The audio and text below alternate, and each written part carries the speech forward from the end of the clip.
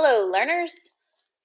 This is a list of common suffixes that I've pulled up from EnglishStudyHere.com. And since you're learning about suffixes that can be added to the end of a base word to give the word new meaning, I thought we should review it together. The ones I want to point out to you would be down here a little ways. You can see all of these suffixes. We have ER and OR, which mean that they're a person. So right now, especially, you're listening to someone who teaches or a teacher. So when you add ER onto the end of the base word teach, you get someone who teaches you something or someone you learn from.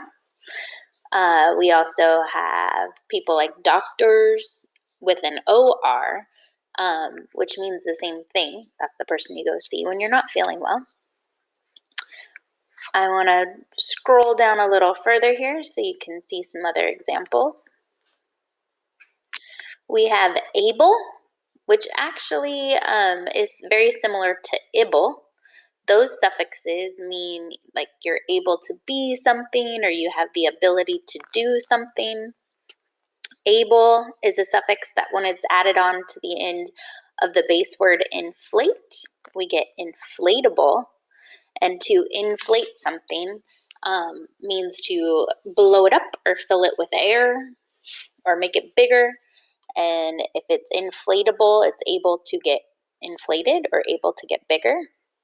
Able, when that's added on to the end of a base word, like flexible, then we talk about someone or something that's very stretchy and can I think of a gymnast, someone who can do the splits. They're very flexible, able, but they can flex, able to flex. There's another common suffix here, full. When it's added onto the end of a base word, it means full of whatever the base word is. So here we have the example beautiful, which when full is added onto the end of the base word beauty, it means you're full of beauty or something that someone would consider pleasing to look at. And one of my favorites down here, we have some. And some is a suffix that when it is added on to the end of a base word, it means a tendency to, or that it's likely to happen or it might happen. So when we use it with the base word quarrelsome, it's a quarrel is an argument or a fight or someone who would argue. So if someone is described as being quarrelsome, they have a tendency to argue or fight. I like this suffix because I can put it on the end of aw, the base word aw, and you get awesome, which is anybody that is listening to this video. So these are some common suffixes. Now we're going to take a look here at two of them a little closer, and I want you to get some speaking practice in. The first suffix is full. We talked about it in this video. And the next one is less. So you might have to do a little research because I don't believe I mentioned that one. You're going to use the sentence frame. And remember, I'm going to clap where there's a blank, but you're going to fill the blanks in.